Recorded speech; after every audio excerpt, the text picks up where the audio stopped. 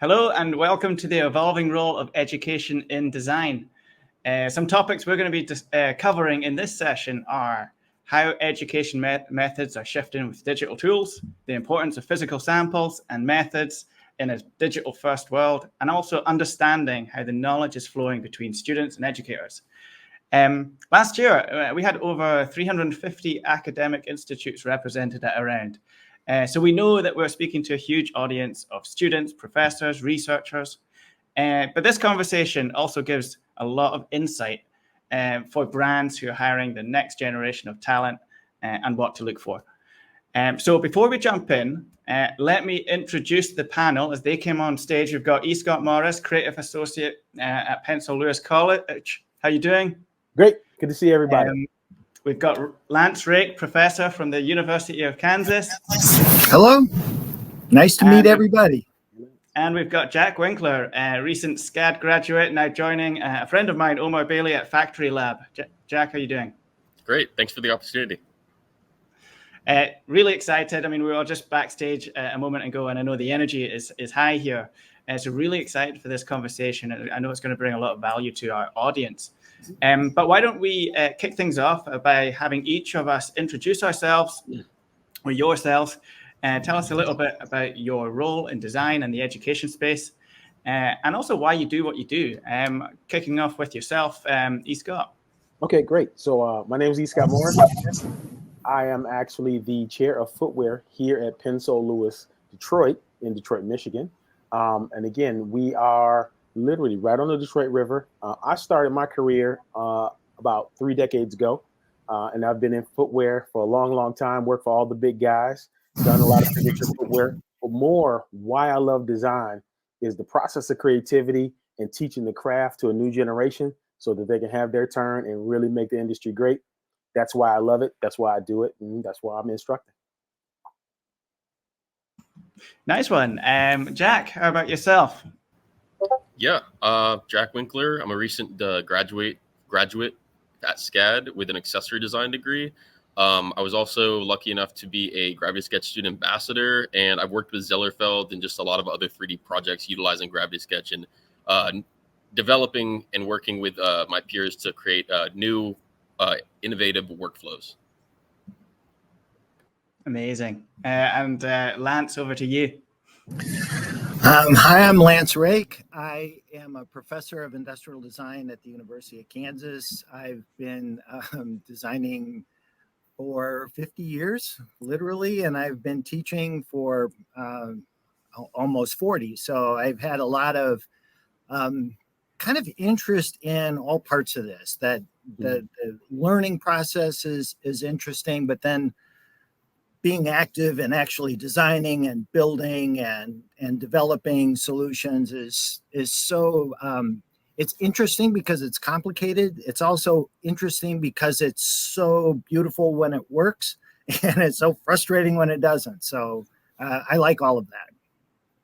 Amazing.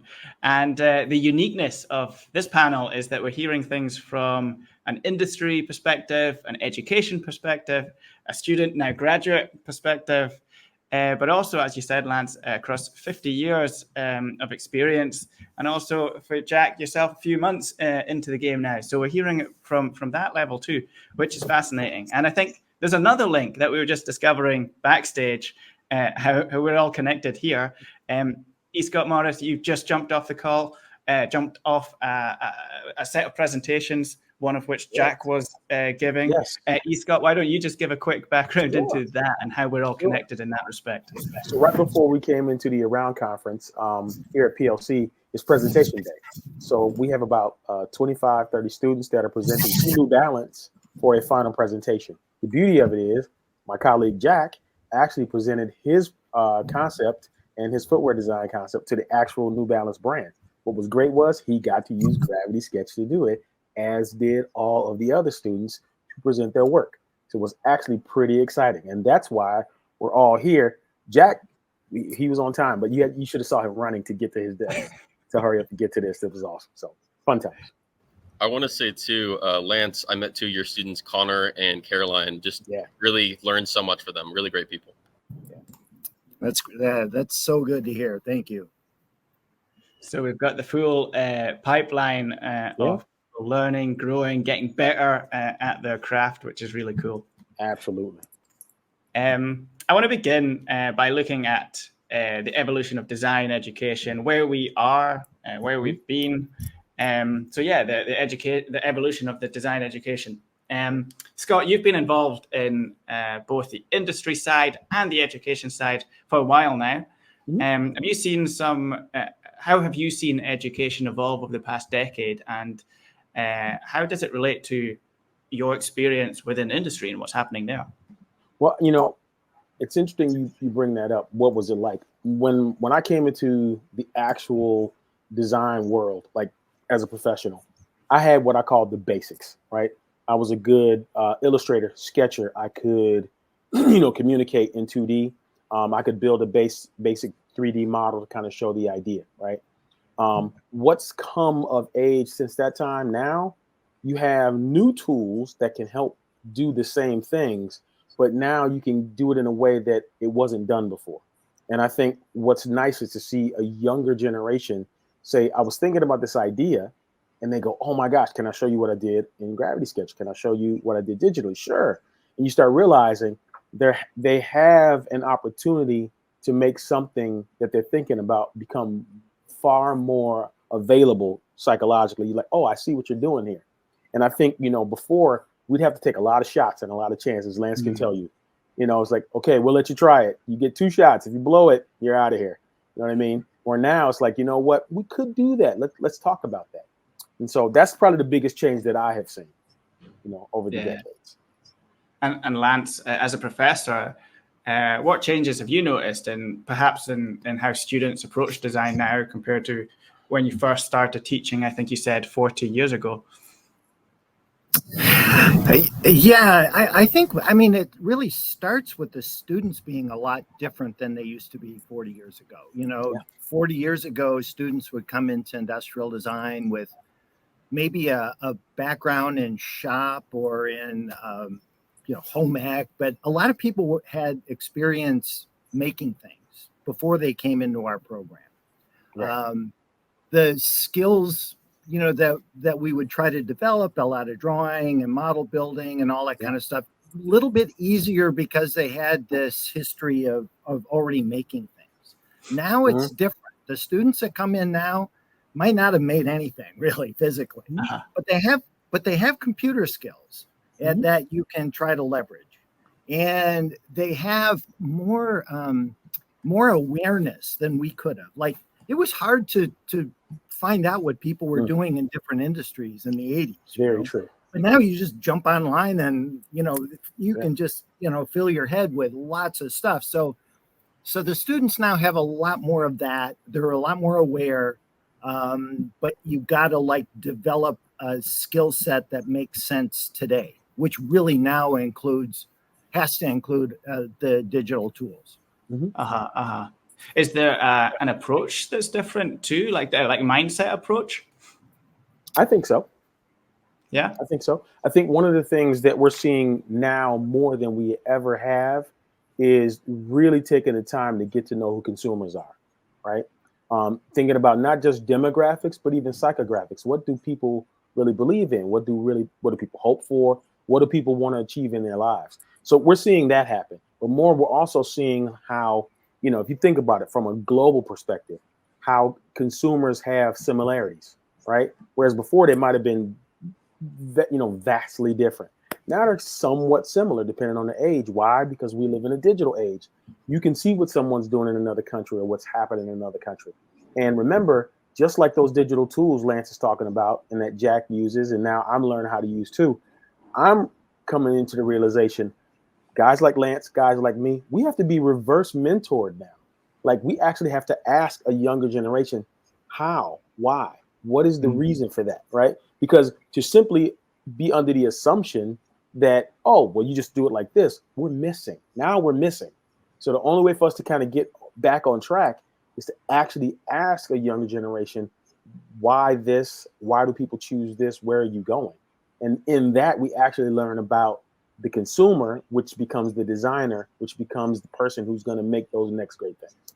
And I'd love to come to that. I mean, Lance, you mentioned the importance of the physical aspect of things, and I'd love to come back to your point there, E.Scott, as well. But before I do, just set the foundations a little bit. Would love to discuss the role of digital tools in education now. And Jack, I'll bring you in here. Is as somebody who's recently graduated, a few months in the game now, congratulations. How important were digital tools in your education, and how do you feel like they prepared you for your new role now at Factory Lab?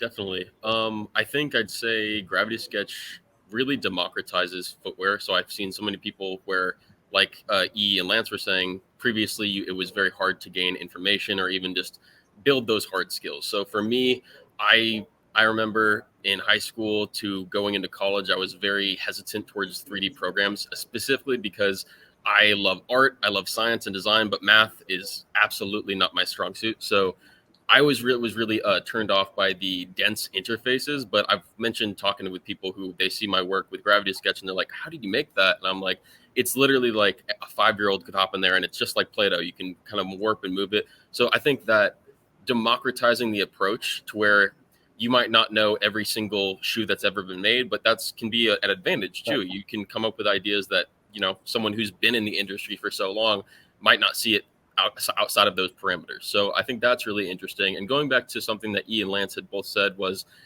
I think for people in my peers, we all kind of, one of my favorite quotes is that our generation is drowning in information, but starving for wisdom. So I think having that background in drawing those traditional skill sets, there's such a unique back and forth of how we're able to take these digital tools now and reinterpret a technique of the past into a future state. Yeah, no, yeah, very cool. And I'd love to touch on that. And yeah, I mean, but before that, actually, I would love to hear, Lance, perhaps from your perspective, from an educator. Actually, E.Scott as well, in your role within Pencil. How have tools like Gravity Sketch and other digital platforms changed the way that perhaps you teach? We talked about its role within mindset, but in the way that you teach design, does it change your curriculum? Does it change in how you teach it? Absolutely does. I mean, what really the first thing you notice is that you're all in 3D, right? You sketch, but what we do a lot, or traditionally, we would go 2D. We'd be sketching and then try to turn it into a model, and then go back to a drawing, and then go. But you don't. But this thing, you are just working in 3D, which for somebody with a lot of experience is kind of an odd thing. But for a student that doesn't have a lot of experience, it's a real natural thing. So I think it's way easier to jump in that and do it. It's also, a lot of these tools are also really quick. When we built models in the old days, they could take, weeks. And now you can build a model so fast. And so what that lets me do as an educator is, for one, we just get to do a lot more projects.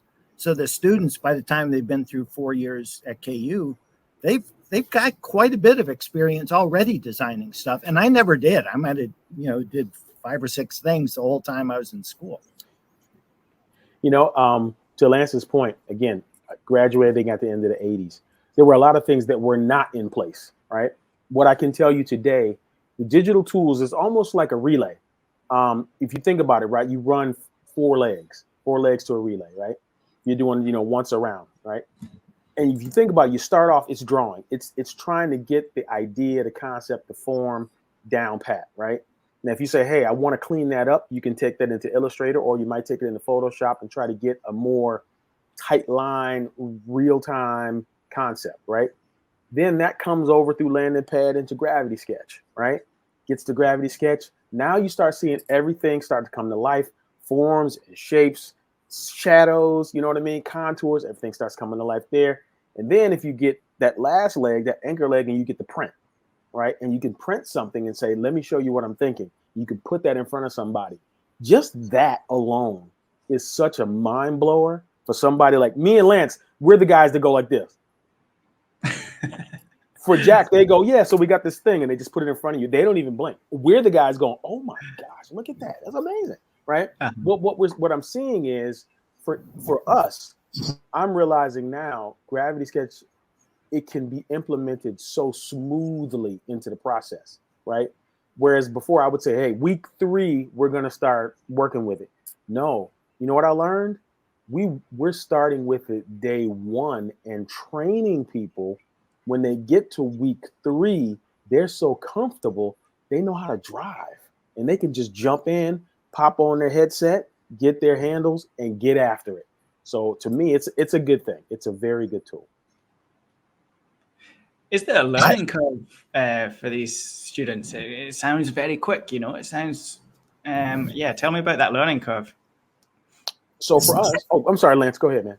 No, I was just going to say, I found it's a little bit like all things. It's different with different students.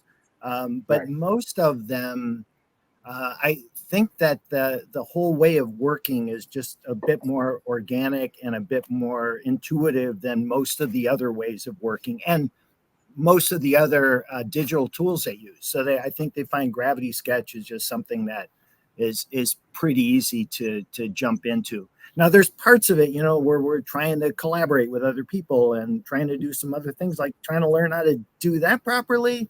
Mm-hmm. Maybe takes a little bit more, but just, designing a thing in Gravity Sketch.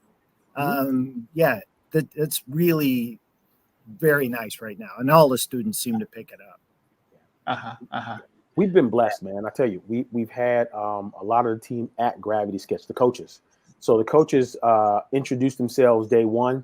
We break if we have 10 footwear designers, we break them up into 2 groups of 5, right? So 5 have one coach, 5 have another coach.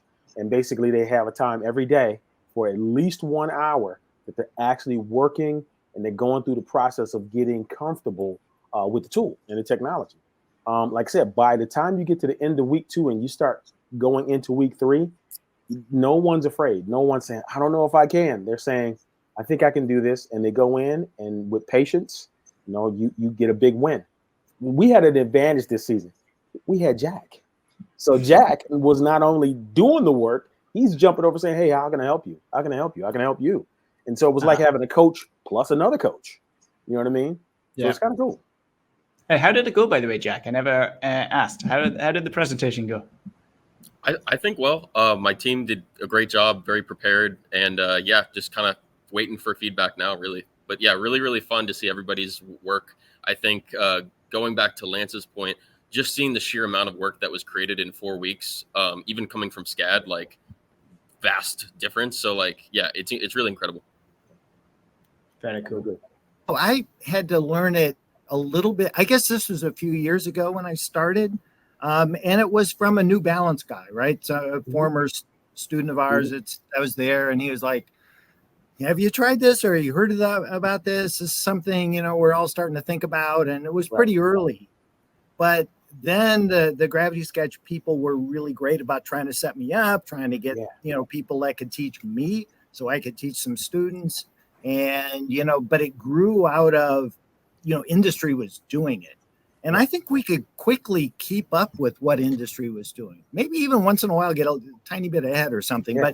But a lot of the things about using AI, a lot of things about using Gravity Sketch, any of the other tools, most of it starts with somebody that we're working with, a sponsored project with people that are in industry, and they know what they need and they know what their students need to look like.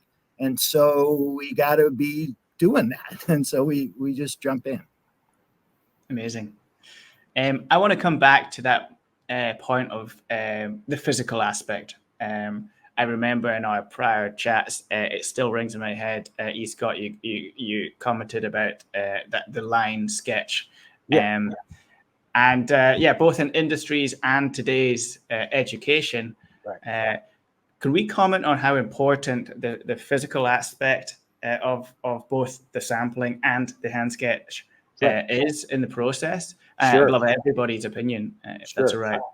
If you ask me, and you did, I really believe when you physically can take a pen or a pencil on a piece of paper of various sizes, it could be a Post-it note, it could be 8.5 by 11, 11 by 17, even bigger than that. When you can move your hand across a page and you can begin to create the shapes and kind of rough out the gesture of the feeling, something's happening up in your brain.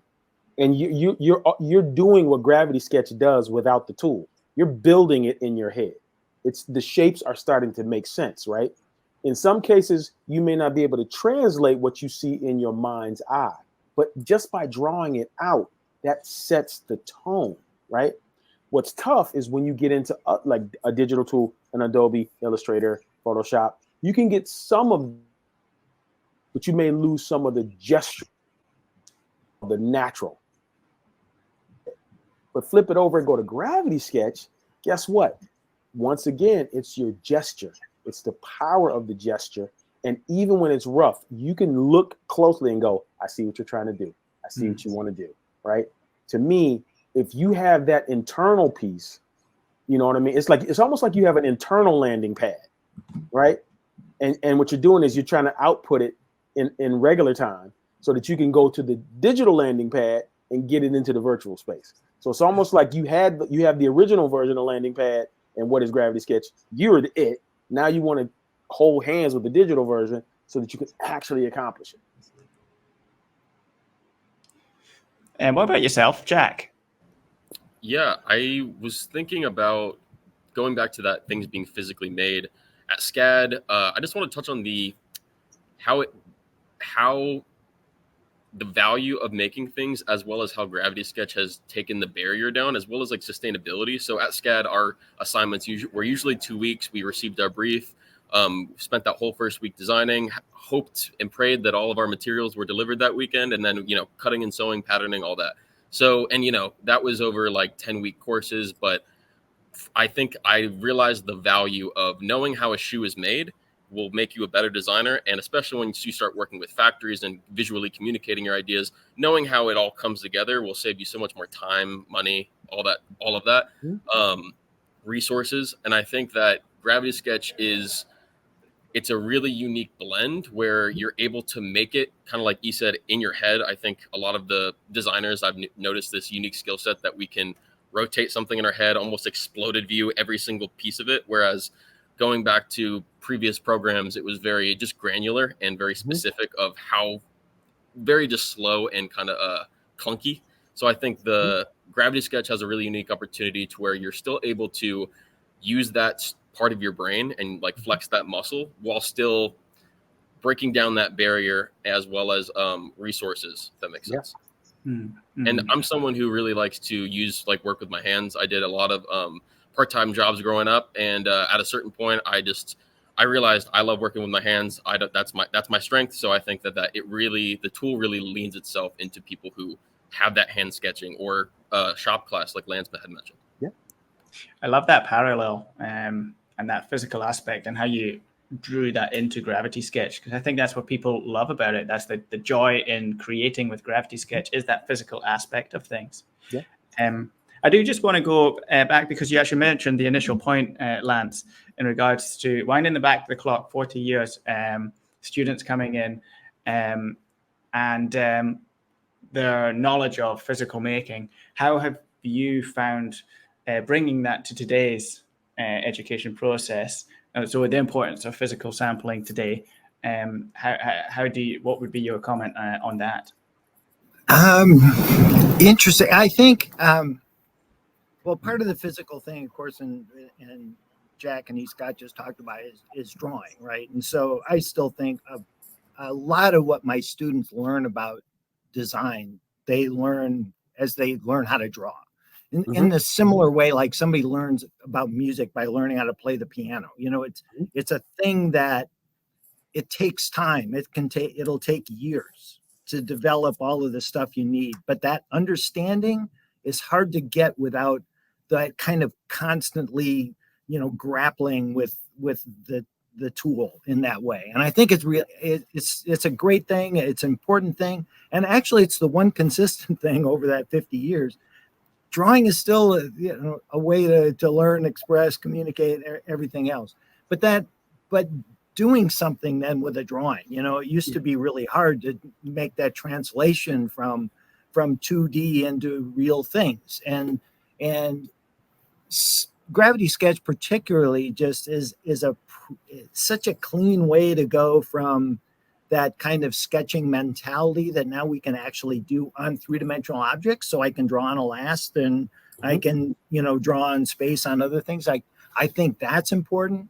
And really, with now being able to print stuff off of that so I can get the 3D back really quickly. So I encourage my students to do it almost as soon as they have something, because we're always shocked by the scale of things. And even in Gravity Sketch, you don't really know, until you hear when you have physical presence of these things you're designing, and then you make better decisions about it. You can go back. It's easy enough that you want to make those kind of corrections or just like variations of what you're working on. It's just kind of encourages you to do that, where those slow processes before, there's too much, I don't have another 3 hours to put into that. Right. But being able to do things quickly really is important. Uh-huh.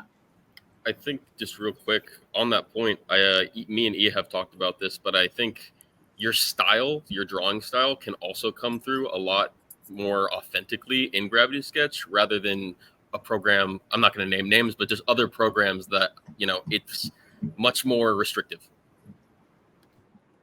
What he said. He said it.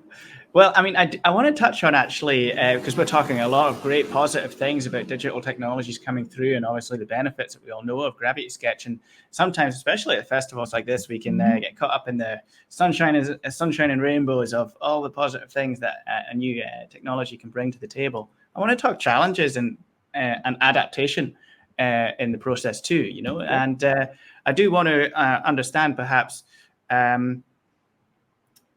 starting with yourself, actually, Lance, from an education point of view, what challenges have you faced bringing new technology into your education programs and curriculum? Well, I've been fortunate here in that, fortunate in that there's not a lot of resistance to me trying new things this way. But not all the faculty here want to do that. A lot of people... And they'll have good reasons. There's good reasons to do things in analog ways and traditional ways. I get that, but I'm kind of driven in a big way by needs in industry. I want my students to get jobs. Yeah. I think that's just really important to it. Plus, I think it keeps us relevant in what we're teaching. If industry actually wants it, then that's a good thing. So I think the challenge for some people is that it's hard to implement a new thing like Gravity Sketch. You have to have a course made up and and all the syllabi drawn up and all that kind of stuff. But I don't need to do that. If I can kind of get away with it. Maybe it's the age, but I can generally implement new things, and I try to do it. But you need to be selective, right? Because all kinds of new things come in, and which ones do we jump on, and which ones do we wait on a little bit, and which ones do we want to stay away from? I think that responsibility is on me. Can I ask how that decision process goes? What factors are you considering? Well, like I say, in the case of Gravity Sketch, and actually the New Balance people, they started that, but they also were kind of instrumental in getting me to look more at VisCom and AI stuff too, and how that might work. And then, so it starts right now. I'm just trying to pay attention to what, what's happening, right? And what people are asking for. And I've had some really good former students that are now like sponsors on our projects that are giving me, I think, good advice about that. But there's still a thing. I mean, I've had to learn so many 3D programs since the mid 80s, and they're all gone, Right. And some of that was a waste of time. Some of it was useful, and I don't know. It's going to be part of the process going forward, because kind of ID is a little bit like that, right? I've always been a little jealous of the graphic design people because they still use the same programs and work on Macs and do all that stuff that they've done for 40 years. But we have to change all the time. And Sure. we're kind of used to that. So maybe the experience of that makes us, Yeah. For good sure. decision makers there. And something that you said earlier that really stuck in my mind was industry has to want it, right? Yeah. And maybe talking to that Sure. coming from an industry perspective, but also with Pencil, you're probably the closest touch point to feeding students into the industry. Yeah. What would be your thoughts on how you're assessing those tools, challenges, and adaptations that needs to take place for that? I think there's a couple of things. So the first thing I'm going to say is this: it's really about workflow, right? How do you work, right? Some people are really good sketchers. Some people are not. They're really rough sketchers, but it's still communication. I think they're the three T's. It's the tools you're using to do it, right? The time it takes to do it, and then the trial to present it. Like, are we good? We in? We out? And if you get that trial and everybody says, you know what, go, let's see where you could take it, right? Then if you jump into Gravity Sketch, particularly, what my takeaway has been is decision making. Decision making becomes the thing, because now you have the power to create almost anything at will. You can just create. You can say that one, I'll make a double of this, pull it over, I'm gonna do something else, and I'll double it. And you may have 6 of them. But guess what? It's the same thing you would do if you drew 6 thumbnails. Which one is right for what you're trying to achieve, right? So I would say this: the tool is still phenomenal. The decision making has to match with the tool now, because if you cannot give me the why, we're gonna be in a tough spot. It's like, why are you doing that? What's the reason for that? Does it help the consumer? Does it give us an advantage? Does it have an attribute? What's it for? So I would say to the audience and young people, when you're designing and creating, keep in mind why, what's it for? Because here's the thing: I can't quantify cool. It's impossible. Because it's subjective. If I think it's cool, it'd be like, that old man doesn't know anything, right? If Jack likes it, okay, he might connect with maybe 30%, 40% of the people. But we have to start asking ourselves that big why. I think when you can make the connection to what's needed by way of the decision making, whatever tools you have, but particularly using Gravity Sketch, remember when Lance was saying, is the industry ready for the tools? Will people accept them? It's not even a question of if Gravity Sketch is accepted. It's accepted. I'm going to tell you what most people won't tell you. What it's doing is it's accelerating the pace of, yes, I want that. Can you get that for me? Because what you just showed me is what I want, right? Guys my age scares the crap out of them. They took 4 months to do it. Those young guys took 2 weeks to do it.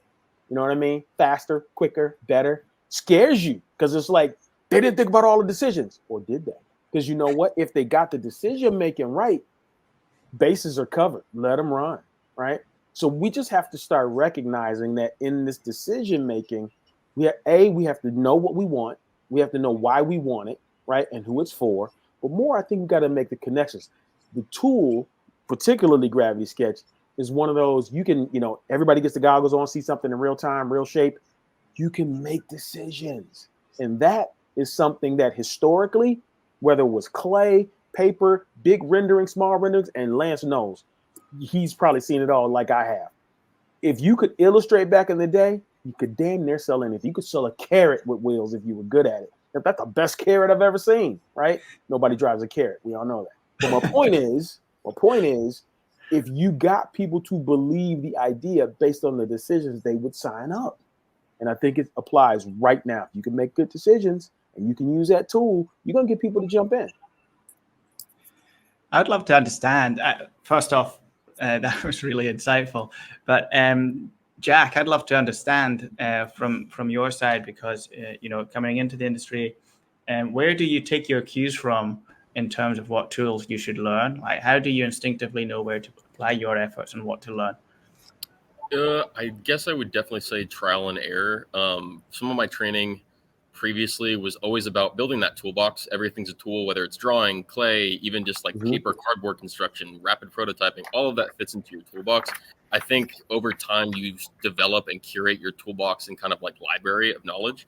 I think for me, I look at a lot of 3D programs and they either try to do something really, really specific, really, really well, like Keyshot, like that's a great rendering program, or like Blender, where it's like an umbrella of everything under the sun. I think that's been a kind of a learning curve for me, where coming from, like Lance said, like Adobe, kind of those like traditional programs, it's very straightforward and easy ecosystem to kind of like build across. But because 3D is still developing and innovating every single day, you kind of have to curate it in a way of creating a workflow. So like mine right now currently is I use a lot of Gravity Sketch. I move it into Blender, and then I'll render, or I'll use Substance 3D to like diffusion map tread design, something like that, to where I can kind of use each program for what it's good at rather than trying to fight the system, if that makes sense. And then going back to something that I think E and Lance had mentioned was just designing for manufacturing. Working with Zellerfeld, it's a double-edged sword with Gravity Sketch, because it is one of the best programs for exploration and like naturally kind of going about it. Whereas it's a great thing because you are able to create those 6 ideations and thumbnails and make those decisions in a really natural state.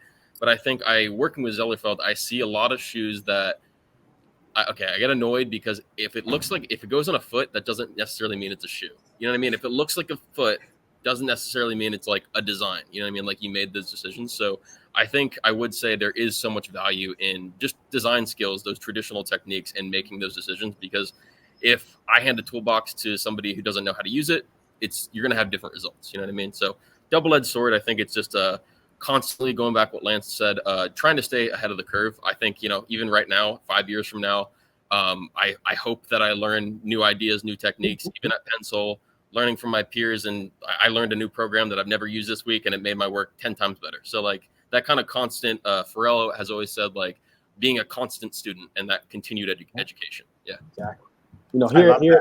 Here at PLC, I mean, that's a perfect point. I say it at the beginning of the class, and I say it literally when the class is over. It's all about progress, not perfection. Nobody's going to get it perfect. But if you have progress, you're better than you were yesterday and the day before that, and you keep improving, everything will shift and change. But so long as you got a good base, you'll find your way. So then talking about that aspect of progress and making progress, as we look to the future, what do we feel that both students and educators should be doing to stay ahead of the curve and keep progressing, keep learning? What advice would we give to both students and educators to stay ahead of the curve? Lance, you want to lead off, man? You go? You want me to go? I'll go. Yeah, I think you should go. All right, I'll go. I'm gonna start with this. I think it is vital for professors, teachers, students. You need to see what happens to products at the end of their life cycle. Go see what happens at the end. Okay. Is it getting scrunched up? Is it getting thrown in the landfill? Is it really getting recycled? Is it really getting upcycled? What's really happening with it? Right. You need to see that, because that's the first thing to say, oh, anything you're going to make in the future, this is going to be the ultimate result. Like, take them all the way to the end and be like, now let's go backwards.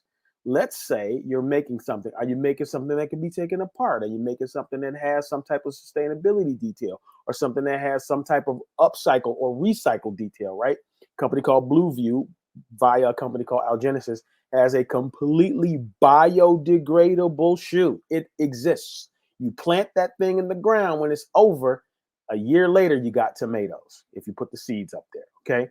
Now, I'm not saying everything's going to be there, but what I am going to say is, by doing and learning what happens to a product cycle at the end, you may be able to design better as a result, right?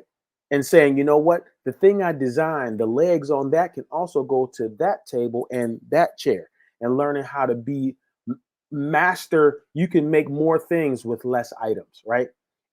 And again, I only use this brand because they do it for children. Lego allows you a freedom within a confines of a set group of things, and it helps you build. When designers can get to the psychology of, I can make many things out of a few things, guess what? And I have the tools to help me do it. Watch what we create. We're going to make amazing stuff. It's going to happen. That's not, now I got to follow that. So, Great. So, it's interesting if you think, like, 10 years from now, what are people going to need to know? And I don't think any of us know, except drawing. Everything else, I don't know.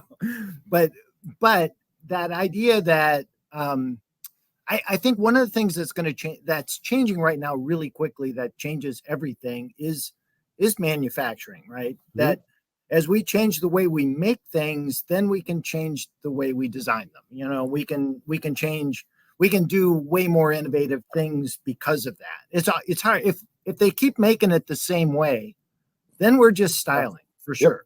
But if they change the way we make it, then we, so, the kind of like 3D printing stuff is just the start of it. But I think there's a lot of ways of manufacturing things locally that's going to, like then the ideas of distribution and waste and all of that get really changed around.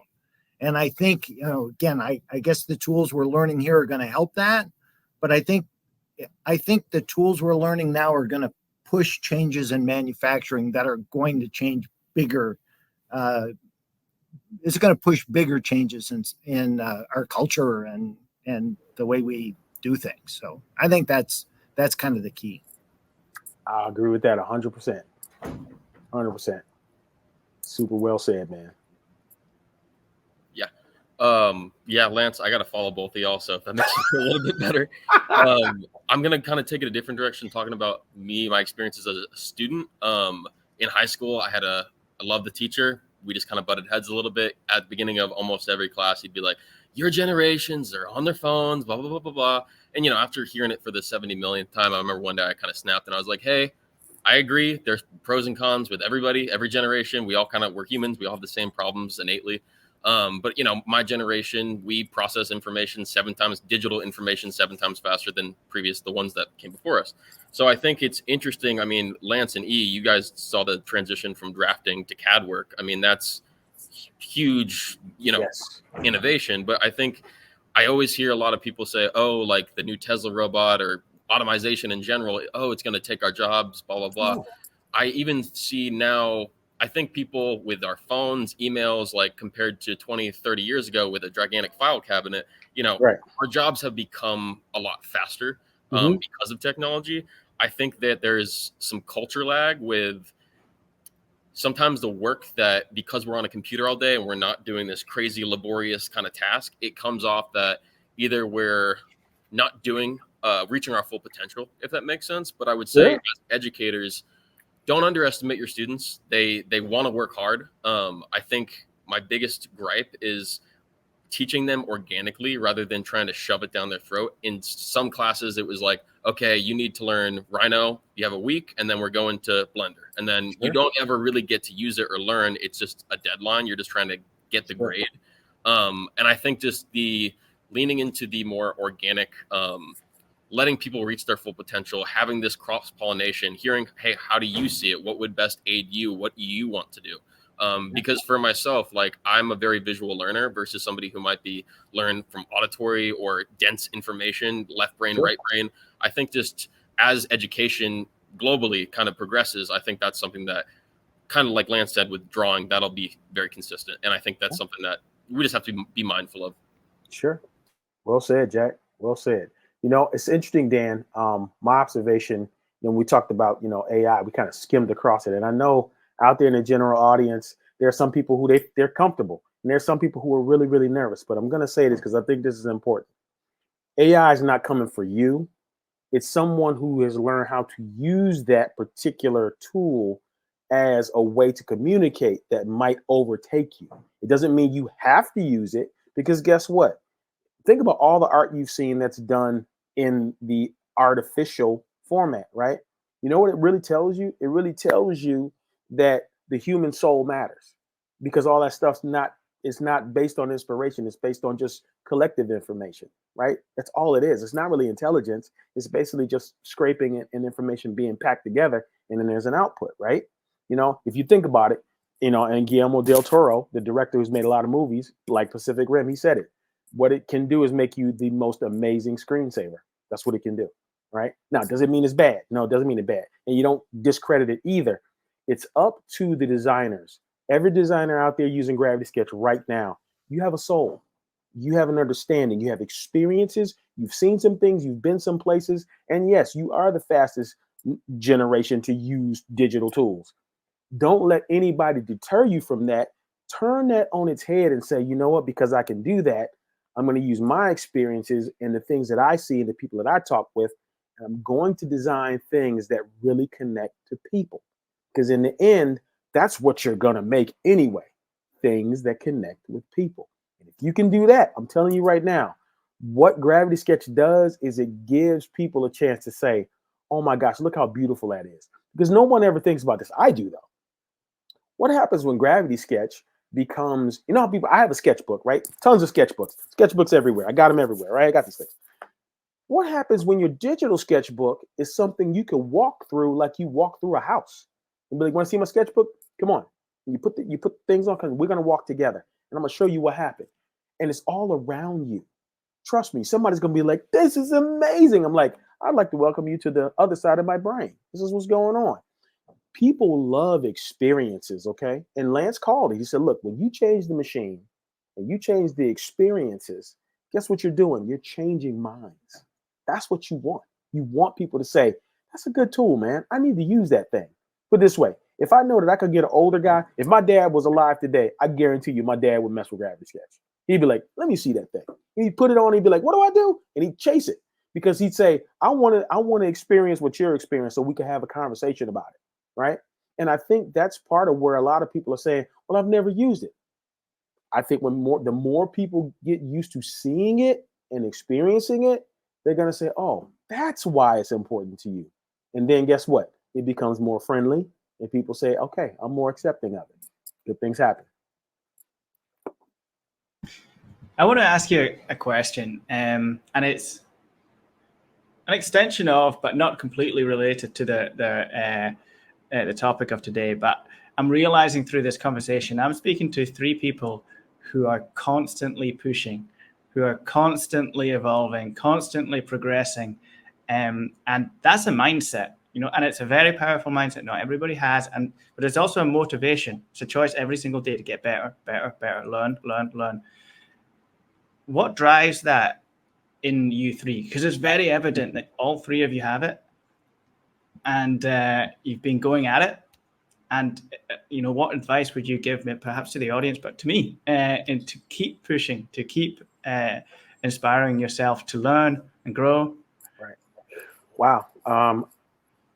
I'll simply say it like this. I wanted to be, as soon as I knew that I could be what is a designer by the terminology, I said, I want to be one of the most notable in this industry. I may not invent things that people will even know, but if somebody came near me or worked with me, they would say, I enjoy working with him. He's a good person. He shared something that I didn't know, or he was willing to listen to something that he didn't know. You know what I mean? And he learned from me and vice versa, exchange. But then more, it was like leaving a legacy for whoever should come down the path that we're talking about, design, letting them know you have the greatness in you. It's whether you want to really chase it or not. I realized I wanted to chase it. And guess what? There is no finish line. There is no finish line. Put it this way, when it's over, I will cease to exist. That's all I know. That's why I chase it. Love it. Thank you. Jack, Lance, any further thoughts on that one? Oh, sure, I will. So I first got exposed to this when I was in high school, and I went to a design office in Milwaukee. I saw things they were doing, and I thought, this is what I got to do, and it's always been there, right? So I've just always wanted to get better at it, to do that, to get something that's closer to, I don't know, something in my head that I should be doing. I just that drive, I'm not really sure. Because now I'm 72, right? And so if I do this, you want to learn a new program now, like right now I want to do it because you want some other new thing to do. Like that's part of being an industrial designer. So I don't know why I wouldn't want to do that. So I come up on the weekends, I do stuff, through all this time to just keep learning. It kind of gets you better. I like making things. I like, pushing that part of it, but I've never wanted to stop. And I'm not sure if I knew why. Yeah. I just don't want to stop doing it. Hey, for what it's worth, Dan, it slows the aging process. Well, I would love to hear from Jack as well. Yeah, I think just exact same kind of answer. I think for me, the feeling, it's a very, very unique feeling to design a shoe or work towards something, whether you're making it by hand or sketching. And I think it's a very unique part of the brain. And I think you know what I mean if you felt it. But like when you really get into something and you have that drive and that passion of like, especially as a creative, you can really just obsess about every single detail and the complexity of it, how it all aligns. I think is something that I've always really enjoyed. But going back into what E and Lance had said about it's kind of a constant joy as well as like education, and there's no finish line. It's kind of just you're running through the tunnel towards the light, but you start to be like, oh, this is a pretty cool tunnel. Like I like the tunnel, you know. But one of my favorite poets, Charles Bukowski, he worked at the USPS Postal Service he quit when he was 50 years old. He would always, on his time off, he would just kind of write his poems. And then one day was like, I'd rather be homeless and never make it and do what I love. And I think he has a quote that I'm kind of bringing back of, I would pay to do this. Like I would literally spend money for the opportunity to draw shoes and anything. So I just think, yeah, that kind of creative drive and passion. And for me personally, which I'm sure it's the exact same for Lance and E, just my experiences growing up, I think my work ethic and my kind of background of like this, like E said, like I want to be the best at like the work that I do. I want to be incredible and remarkable. So that's kind of my motivation and drive. Thank you, guys. Really appreciate that, and I know the audience is really appreciating that as well. I want to just take real quick because we don't have too much time. Just a couple of questions from the audience, and they were quite practical because they would have come earlier on in the conversation. But in terms of method of teach, I guess. So Cami is asking, when you're teaching Gravity Sketch, are you all meeting in collab rooms when you onboard students, or do you send them to figure it out in their own space? What's the best that you find? Collab rooms, individual? Collab. I think collab works the best in my experience. I think too, with that cross-pollination, there is so much potential in teaching it in collab. But in my experience, I personally like working individually in my own room as you kind of get that confidence and comfort with the program. Fantastic. And then lastly, Francis asks a good question. What's your opinion on teaching Gravity Sketch a bit earlier, perhaps for teenagers on professional orientation program? But yeah, younger. I'll say this. Yeah, absolutely younger. It's interesting. I have a son. My son's 11. He can get on it and navigate really well. My son, who's 8, it kind of scares him because the whole idea of it's dark around the edges. He doesn't like that. But I think it's up to a young person, just giving them the chance to experience it and go one-to-one. But I also know I'm very fortunate because my son loves to draw too. So he knows he can take his ideas in there through landing pad and he can build. I think it's just, how you say, have somebody take you across into it the right way. Give them the good basics. The good basics always work and they always last. I was really fortunate to have an art teacher from my elementary school who followed me all the way to high school. My public school experience in high school, I started a small streetwear brand just because I was so tired of learning science and math and history. I'd done it for like 12 years. So I was ready to just, again, learn and grow. So yeah, I think don't underestimate people in high school. They will latch onto that and run. Yeah. Right. Exactly. Earlier, doing it early makes a lot of sense. Partly because you can do it earlier, right? It's a little bit like drawing. You may not be great at, but you can draw when you're young. You can do Gravity Sketch when you're young. It's a little hard to go down and use the welder or something when you're young. A little more dangerous, but it makes sense for. I don't know why you wouldn't do this as soon as possible. So I'd encourage you. I concur. I think what, if I was going to put a bow on that, Dan, Lance, and Jack, it'd probably be trust. Trust that a young person, if they ask, can I try that? Can I do that? Trust that they really actually want to do it. And then, be the good representative to show them how to do it. You know, don't just leave them to their devices like, well, hey, whatever you figure out, you figure out. Show them how, right? Because I think that's what happened to me. It happened like that for me. Like, okay, I'll try it. And then I realized this is going to be an important thing. This is going to mean something down the road. I better start learning what this is for. No, I'm glad you said that, because that's always been and maybe that's the thing why I had to learn all this stuff too, because I wanted to teach it. Yeah. And I knew I couldn't teach it if I didn't know it. So, Right. you know, so it just gets me on, you know, yeah, always got to be a little bit ahead of the students. That's hard. Yeah. I think too how intuitive Gravity Sketch is. Yeah. It really opens so many people's eyes of like, oh wait, industrial design's a career. You know what I mean? So I think that has so much potential. Thank you, guys. Well, I mean, I'm sure everyone will agree this has been an amazing session. Like, we're really getting great understanding into how digital tools are changing the way that we're approaching our craft, both from an education perspective, industry perspective. So thank you for that. Love the aspect of the importance of the physical, still holding value and how that's evolving. And then also just the exchange that we're having as a group is really powerful from different like stages of career is really, really informative. So guys, thank you so much. Really appreciate it. Before we close out, I'll just mention the next sessions, guys. So on stage one, we've got how to cut through the noise of technology. That's with myself, actually. So really excited to get into that one. If you're a techie, that's for you. If you're trying to understand which tools to use, that's for you. And we've also got Ford. So we've got the guys from Ford talking about their experience of using Gravity Sketch, which is obviously going to be super powerful. Guys, thanks again.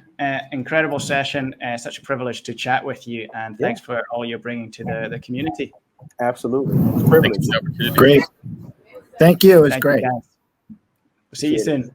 Okay. Thanks, guys.